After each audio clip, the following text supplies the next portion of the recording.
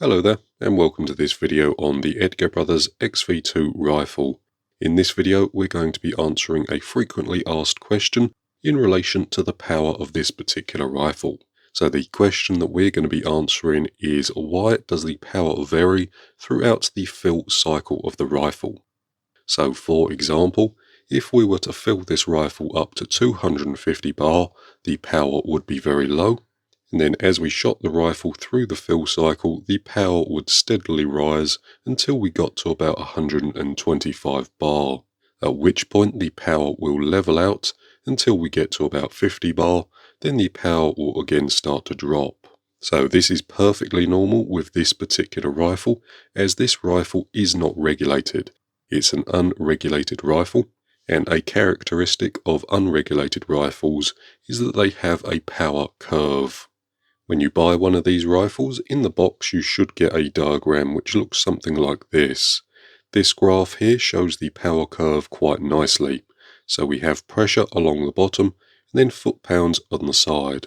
So when we fill the rifle up to 250 bar, the power would be just over 3 foot-pounds.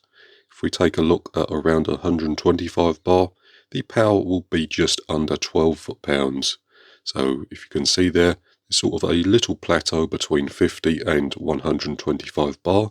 That's the working area of this particular rifle. And again, that's just because this particular rifle is unregulated. So the pressure on the back of the valve varies with cylinder pressure. What this means is that the force needed to open the valve varies as the rifle travels through its fill pressure, and the rifle has been specifically designed to have a power plateau between 125 bar and 50 bar. But just note, if you fill the rifle up to 250 bar, the power will be very low, although if you stay within the recommended pressure range, the rifle should shoot between 11 and 12 foot-pounds. My recommendation would be to take something like a felt tip pen and just mark the gauge where you see 125 bar on it. That way you can always fill the rifle up to the same fill point and you'll be getting roughly the same power. And from the high capacity bottle you should be getting between 200 and 250 shots per fill. But hopefully that's cleared a few things up for you.